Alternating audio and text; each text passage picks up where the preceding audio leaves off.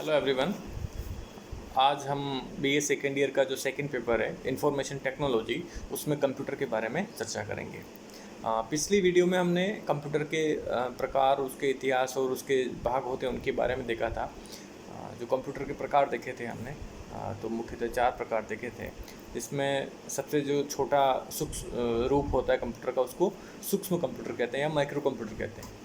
तो बेसिकली जो generally use होते हैं, जो हम यूज़ करते हैं या कहीं भी आप जो कंप्यूटर देखते हैं, लैपटॉप देखते हैं, ये सभी माइक्रो कंप्यूटर के ही रूप हैं। तो इनको पर्सनली यूज़ के कारण इनको पर्सनल कंप्यूटर भी कहते हैं। तो पर्सनल कंप्यूटर मुख्य रूप से जो उसके भाग होते हैं उनके बारे में हम चर्चा करेंगे। यानी माइक्रो कंप्यूटर के जो एक पूरा कंप्यूटर कब बनता है, उसका पूरा ढांचा के अंतर्गत कौन कौन से पार्ट आते हैं, उनके ऊपर हम चर्चा करेंगे। तो सबसे पहला जो पार्ट है वो सेंट्रल प्रोसेसिंग यूनिट कहते हैं, जिसको कंप्यूटर का हृदय या मस्तिष्क बोलते हैं। तो सेंट्रल प्रोसेसिंग यूनिट के साथ में दूसरा जो भाग आता है वो होता है मेमोरी। मेमोरी प्राथमिक और द्वितीयक 2 प्रकार की मेमोरी होती है। साथ ही साथ कंप्यूटर का डेटाबेस, जो भी हम प्रोग्रामिंग करते हैं, जो भी डेटा का संधारण करते हैं, उनको विधिवत व्यवस्थित रूप से जो कंप्यूटर में रखा जाता है, जमाया जाता है, उसको डेटाबेसिस बोलते हैं। उसके बाद है पोर्ट्स, यानी कंप्यूटर को एक कंप्यूटर से दूसरे कंप्यूटर के साथ जोड़ना, एक कंप्यूटर को दूसरे किसी साधन के साथ जोड़ना, जैसे माउस के साथ, कीबोर्ड के साथ में, प्रिंटर के साथ में, स्कैनर, जॉयस्टिक, बहुत सारे जो भी कंप्यूटर से जुड़ने वाले साधन हैं, उनको जोड़ने के लिए कंप्यूटर में पोर्टर होते हैं। पोर्टर मतलब एक डिवाइस को कंप्यूटर से जोड़ने के लिए जो स्थान होता है, जो उसके लिए जो खांचा बनाया जाता है, जो एक सिस्टम बनाया जाता है, उसको पोर्टर बोलते हैं। उसके बाद में मदरबोर्ड जो कि सीपीयू के अंतर्गत होता है, और मदरबोर्ड में जो प्रोग्रामिंग होती है वो पूरे कंप्यूटर को संचालित करती है।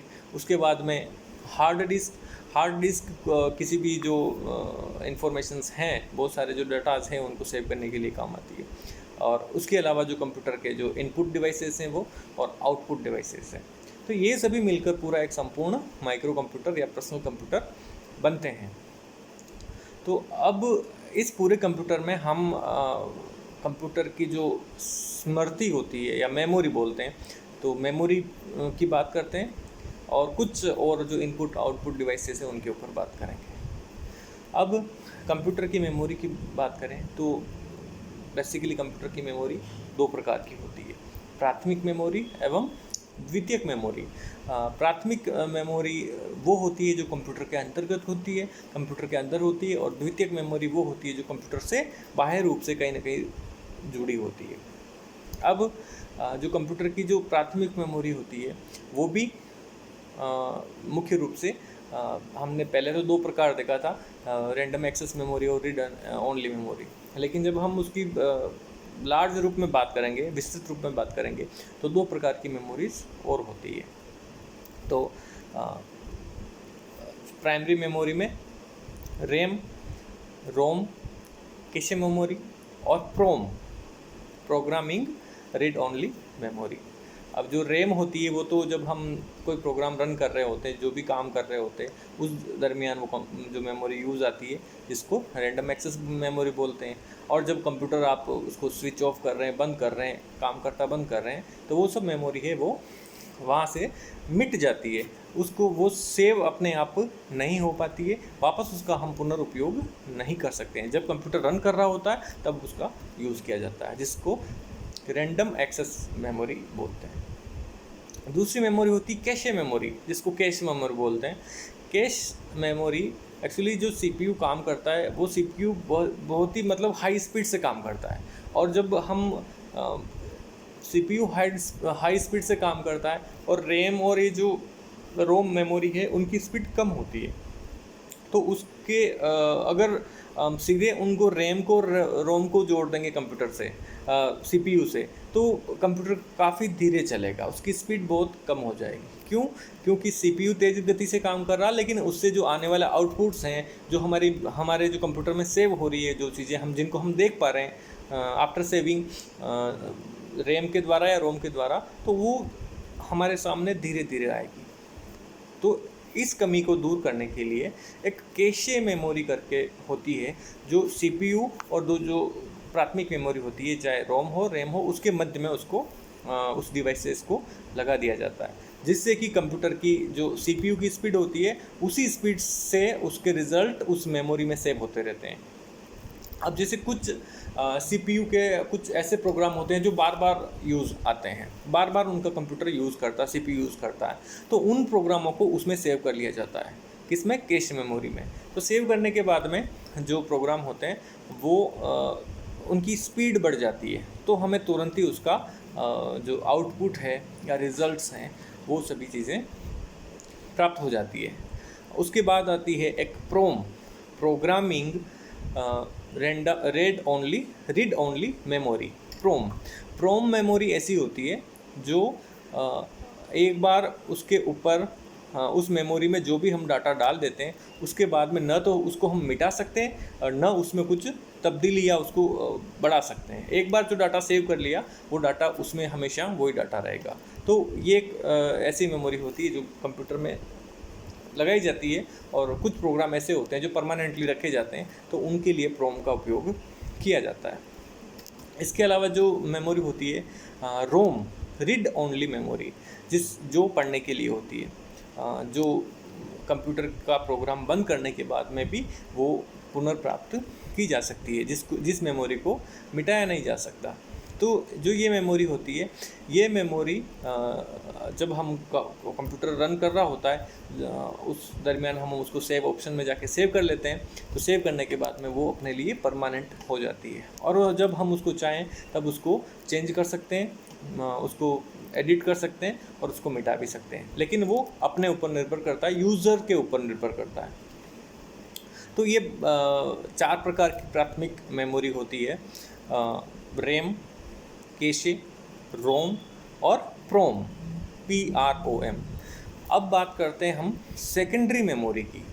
तो सेकेंडरी मेमोरी वो कहलाती है जो कंप्यूटर से बाह्य रूप से जुड़ी होती है, कंप्यूटर के साथ वो पोर्ट जो इनबिल्ट नहीं होती है, उनको सेकेंडरी मेमोरी बोलते हैं। अब प्राथमिक मेमोरी की तुलना में सेकेंडरी मेमोरी की जो स्पीड होती है वो थोड़ी कम होती है। क्यों? कि उनकी प्रोसेसिंग में थोड़ा समय लगता है।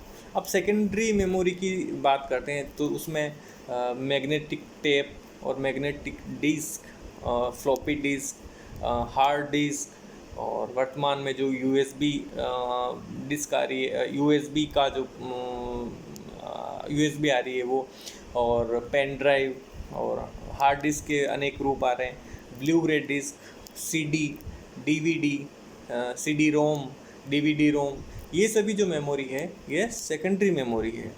इन मेमोरी को एक स्थान से दूसरे स्थान पर ले जाया जा सकता है। तो जब हम कंप्यूटर के इतिहास की बात करते हैं तो जब कंप्यूटर शुरू हुए थे तो उस दरमियान जो मेमोरी के जो उपकरण आए थे सामने, तो वो सबसे पहले आया था चुंबकीय टेप, जिसमें एक डिस्क में एक चुंबकीय टेप होती थी। उस चुंबकीय टेप पर विभिन्न जो प्रोग्राम होते थे उनको सेव किया जाता था, उन डाटाओं को उसमें सेव किया जाता था।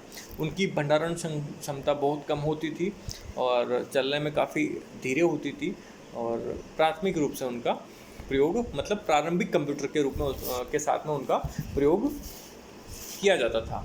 और साथ में जो दूसरी जो उसके कुछ समय बाद में जो कंप्यूटर में जो सेकेंडरी मेमोरी के रूप में जो यूज़ होती थी वो थी चुंबकीय डिस्क, जिसमें चुंबकीय डिस्क बेसिकली देखा जाए तो CD के समान ही होती थी।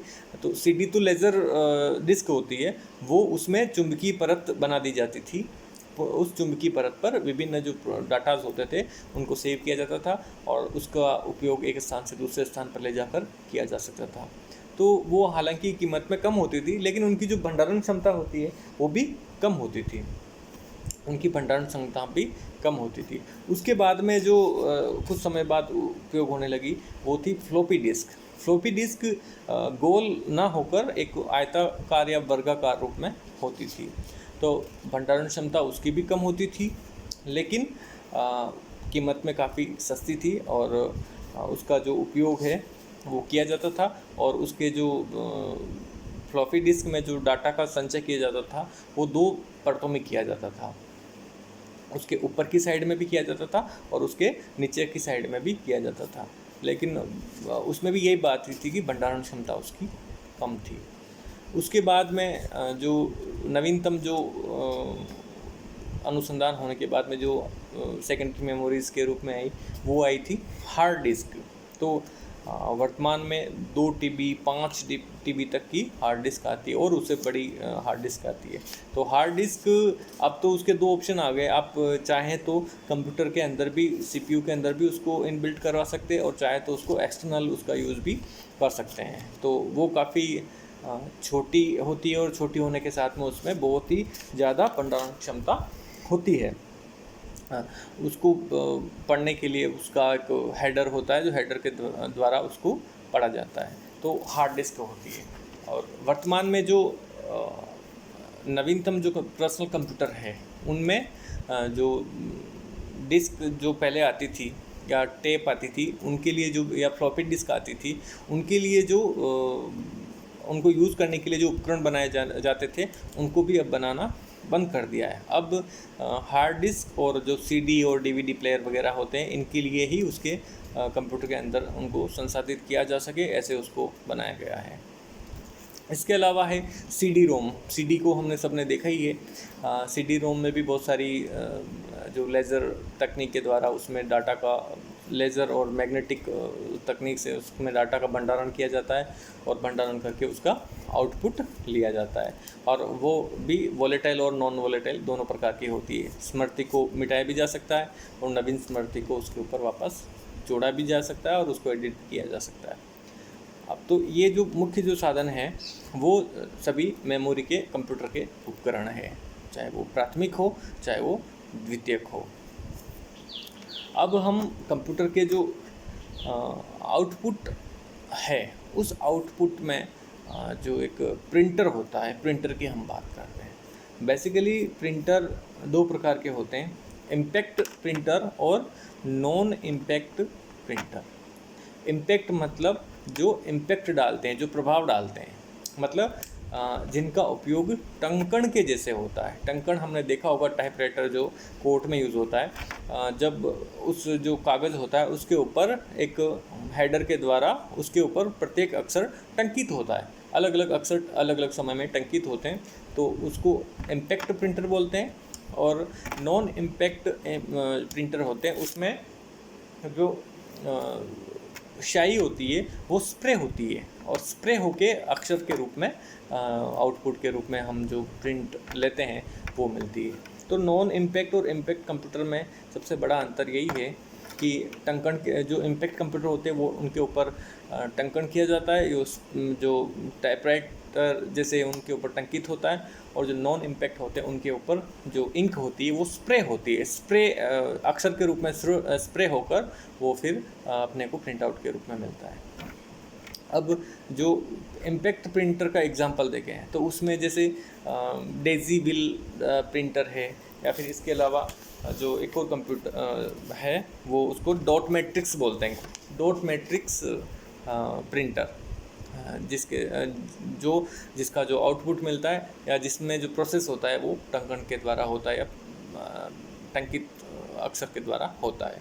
और जो नॉन इम्पैक्ट जो प्रिंटर होते हैं उनमें वर्तमान में जो हम यूज़ करते हैं जो प्रिंटर, जिसको हम लेज़र प्रिंटर बोल सकते हैं, और इसके अलावा हम जो बेसिकली जो लेज़र प्रिंटर ही अभी तो यूज़ हो रहा है, तो हम लेज़र प्रिंटर की बात करते हैं। तो इस प्रकार प्रिंटर 2 प्रकार के।